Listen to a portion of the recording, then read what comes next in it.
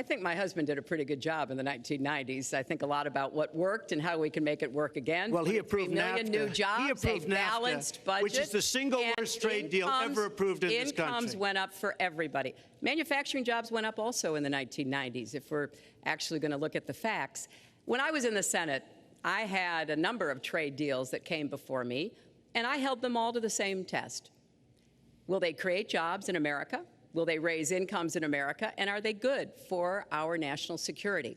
Some of them I voted for. The biggest one, a multinational one known as CAFTA, I voted against. And because I hold the same standards as I look at all of these trade deals. But let's not assume that trade is the only challenge we have in the economy. I think it is a part of it, and I've said what I'm going to do. I'm going to have a special prosecutor. We're going to enforce the trade deals we have, and we're going to hold people accountable. When I was Secretary of State, we actually increased American exports globally 30%. We increased them to China 50%. So I know how to really work to get new jobs and to get exports that help to create more new jobs. Well, you haven't done it in 30 years or 26 years. Well, any number you I've want been to a senator, You Donald, haven't done it. And you haven't I done have it. been a Secretary of State, and I have Your done husband signed a lot. NAFTA, which was one of the worst things that ever happened to the manufacturing industry. That is your opinion. You go to New England, you go to Ohio, Pennsylvania, you go anywhere you want, Secretary Clinton, and you will see devastation where manufacturing is down 30, 40, sometimes 50%. NAFTA is the worst trade deal maybe ever signed anywhere, but certainly ever signed in this country. And now you want to approve Trans-Pacific Partnership. You were totally in favor of it. Then you heard what I was saying, how bad it is, and you said, I can't win that debate. But you know that if you did win, you would approve that, and that will be almost as bad as NAFTA. Nothing will ever top NAFTA. That is just not accurate. I was against it once it was finally negotiated and the terms were laid out. I wrote about that in... You called it the gold standard. Well, I hope... You called it the gold standard of trade deals. You said it's the finest deal you've ever seen. No. And then you heard what I said about it, and all of a sudden you were against it. Well, Donald, I know you live in your own reality, but that is not the facts. The facts are, I did say I hoped it would be a good deal, but when it was negotiated, which I was not responsible for, I concluded it wasn't. I wrote about that. So is it President Obama's fault? Is it President Obama's fault? Even announced. Look, there are Secretary, is it President Obama's fault? There are because he's pushing it. There are different views about what's good for our country, our economy, and our leadership in the world. And I think it's important to look at what we need to do to get the economy going again. That's why I said new jobs with rising incomes, investments, not in more tax cuts that would add $5 trillion to the debt. But you have no plan. Oh, I do. Secretary, in fact, you have no plan. A book about it. It's called Stronger Together. You can pick it up tomorrow. That's about all you folks, at the bookstore or at an airport near you. We're going to move to... but it's because I see this. We need to have strong growth, fair growth, sustained growth. We also have to look at how we help families balance the responsibilities at home and the responsibilities at business. So we have a very robust set of plans, and people who have looked at both of our plans have concluded that mine would create 10 million jobs and yours would lose us 3.5 million jobs and explode You are going to approve one of the biggest tax cuts in history. You are going to approve one of the biggest tax increases in history. You are going to drive business out. Your regulations are a disaster, and you're going to increase regulations all over the place. And by the way, my tax cut is the biggest since Ronald Reagan. I'm very proud of it. It will create tremendous numbers of new jobs. But regulations, you are going to regulate these businesses out of existence. When I go around, Lester, I tell you this, I've been all over.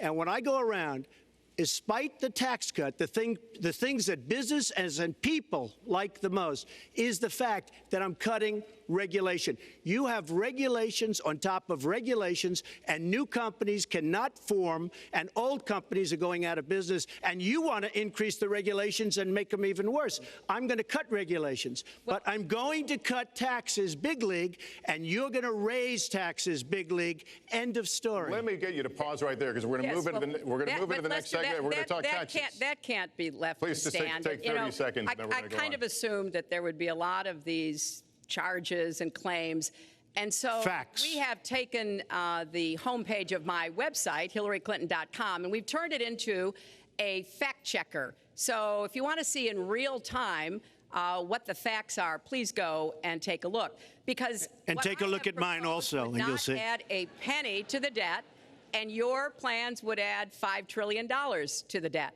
What I have proposed would cut regulations and streamline them for small businesses. What I have proposed would be paid for by raising taxes on the wealthy because they have made all the gains in the economy. And I think it's time that the wealthy and corporations paid their fair share to support this country. Well, you just opened the next segment. Well, look, could I just finish? I think I should. I'm going to give you go a to her chance right here. website, and you take a look at her website. She's going to raise taxes $1.3 trillion. Mr. Trump, and look at her website. You know what? It's no different than this. She's telling us how to fight ISIS. Just go to her website. She tells you how to fight ISIS on her website. I don't think General Douglas MacArthur would like that too much. The next segment, we're continuing the subject of... Well, at least I have a plan to fight ISIS. No, you're telling the enemy everything you want to do. No, we're not. See, you're telling the enemy everything you want to do. No wonder you've been fighting. No wonder you've been fighting ISIS your entire adult life. Folks, go to the fact checkers. Get to work. You are unpacking a lot here, and we're still on the issue of achieving prosperity. And I want to talk about taxes. The fundamental difference between the two of you concerns the wealthy. Secretary Clinton, you're calling for a tax increase in the wealthiest Americans. I'd like you to further defend that. And Mr. Trump, you're calling for tax cuts for the wealthy. I'd like you to defend that. And this next 2-minute answer goes to you, Mr. Trump. Well, I'm really calling for major jobs because the wealthy are going to create tremendous jobs. They're going to expand their companies. They're going to do a tremendous job. I'm getting rid of the carried interest provision. And if you really look, it's not a tax. It's really not a great thing for the wealthy. It's a great thing for the middle class. It's a great thing for companies to expand. And when these people are going to put billions and billions of dollars into companies, and when they're going to bring $2.5 trillion back from overseas, where they can't bring the money back because politicians like Secretary Clinton won't allow them to bring the money back because the taxes are so onerous and the bureaucratic red tape. So what is so bad? So what they're doing is they're leaving our country, and they're, believe it or not, leaving because taxes are too high and because some of them have lots of money outside of our country, and instead of bringing it back and putting the money to work because they can't work out a deal to, and everybody agrees it should be brought back. Instead of that, they're leaving our country to get their money because they can't bring their money back into our country because of bureaucratic red tape, because they can't get together, because we have a president that can't sit them around a table and get them to approve something. And here's the thing. Republicans and Democrats agree that this should be done. $2.5 trillion. I happen to think it's double that. It's probably $5 trillion that we can't bring into our country, Lester. And with a little leadership, you'd get it in here very quickly, and it could be put to use on the inner cities and lots of other things, and it would be beautiful. But we have no leadership. And honestly, that starts with Secretary Clinton. All right, you have 2 minutes on the same question to defend tax increases on the wealthiest Americans, Secretary Clinton. I have a feeling that by the end of this evening, I'm going to be blamed for everything that's ever happened. Why not? Why not? Yeah, why not? You know, just join the debate by saying more crazy things. Now, let me say there's nothing crazy about not letting our companies bring their money back into their country. This is Secretary Clinton's 2 minutes, please. Yeah, well, let's start the clock again, Lester. We've looked at your tax proposals. I don't see changes in the corporate tax rates or the kinds of proposals you're referring to that would cause the repatriation, bringing back of money that's stranded overseas. I happen to support that. I happen to support that in a way that will actually work to our benefit. But when I look at what you have proposed, you have what is called now the Trump loophole, because it would so advantage you and the business you do. You've proposed an approach that has a $4 billion tax benefit for your family. And when you look at what you are proposing, how much for my family? It is, Lester, as I said, trumped up trickle down. Trickle down did not work. It got us into the mess we were in 2008 and 2009. Slashing taxes on the wealthy hasn't worked, and a lot of really smart, wealthy people know that. And they are saying, hey, we need to do more to make the contributions we should be making to rebuild the middle class. I don't think top-down works in America. I think building the middle class, investing in the middle class, making college debt-free so more young people can get their education, helping people refinance their debt from college at a lower rate. Those are the kinds of things that will really boost the economy. Broad-based, inclusive growth is what we need in America, not more advantages for people at the very top. Mr. Trump, typical politician, all talk, no action, sounds good, doesn't work, never going to happen. Our country is suffering because people like Secretary Clinton have made such bad decisions in terms of our jobs and in terms of what's going on. Now, look, we have the worst revival of an economy since the Great Depression.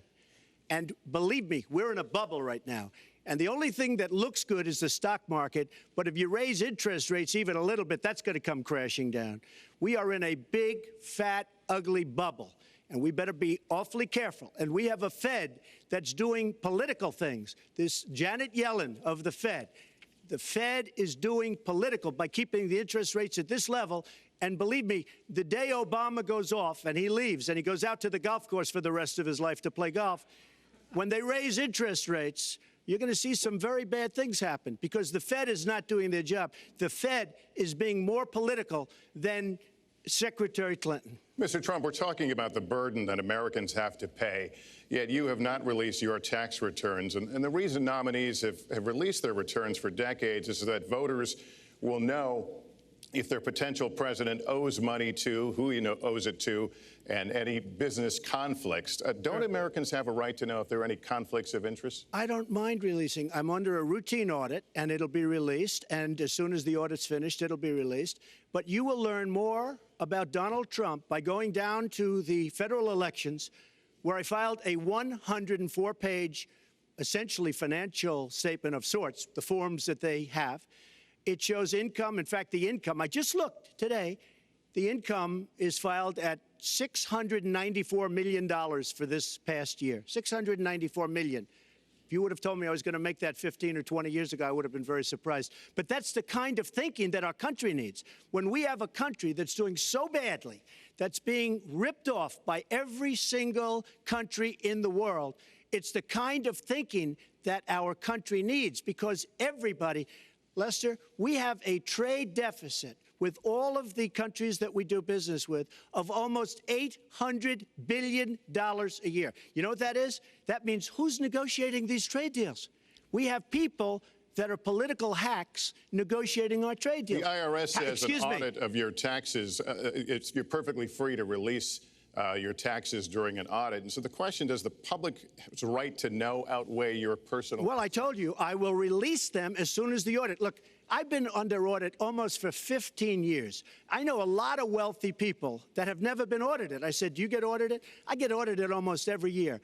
And in a way, I should be complaining. I'm not even complaining. I don't mind it. It's almost become a way of life. I get audited by the IRS, but other people don't. I will say this. We have a situation in this country that has to be taken care of. I will release my tax returns against my lawyer's wishes. When she releases her 33,000 emails that have been deleted, as soon as she releases them, I will release my tax returns. And that's against my lawyers. They say, don't do it. I will tell you this. No, in fact, watching shows, reading the papers, almost every lawyer says, you don't release your returns until the audit's complete. When the audit's complete, I'll do it. But I would go against them if she releases her email. So it's negotiable? It's not negotiable. No, let her release the email. Why did she delete 33,000? Well, I'll let her ask that, but let me just admonish the audience one more time. There was an agreement. We did ask you to be silent, so it would be helpful for us. Secretary Clinton. Well, I think you've just seen another example of bait and switch here. For 40 years, everyone running for president has released their tax returns. You can go and see nearly, I think, 39, 40 years of our tax returns, but everyone has done it. We know the IRS has made clear there is no prohibition on releasing it when you're under audit. So you've got to ask yourself, why won't he release his tax returns? And I think there may be a couple of reasons. First, maybe he's not as rich as he says he is. Second, maybe he's not as charitable as he claims to be. Third, we don't know all of his business dealings, but we have been told through investigative reporting that he owes about $650 million to Wall Street and foreign banks. Or maybe he doesn't want the American people, all of you watching tonight, to know that he's paid nothing in federal taxes, because the only years that anybody's ever seen were a couple of years when he had to turn them over to state authorities when he was trying to get a casino license, and they showed he didn't pay any federal income tax. So if he's paid zero, that means zero for troops, zero for vets, zero for schools or health. And I think probably he's not all that enthusiastic about having the rest of our country see what the real reasons are, because it must be something really important, even terrible, that he's trying to hide. And the financial disclosure statement, they don't give you the tax rate. They don't give you all the details that tax returns would. And it just seems to me that this is something that the American people deserve to see, and I have no reason to believe that he's ever going to release his tax returns, because there's something he's hiding. And we'll guess. We'll keep guessing at what it might be that he's hiding. But I think the question is, were he ever to get near the White House, what would be those conflicts? Who does he owe money to? Well, he owes you the answers to that, and he should provide them.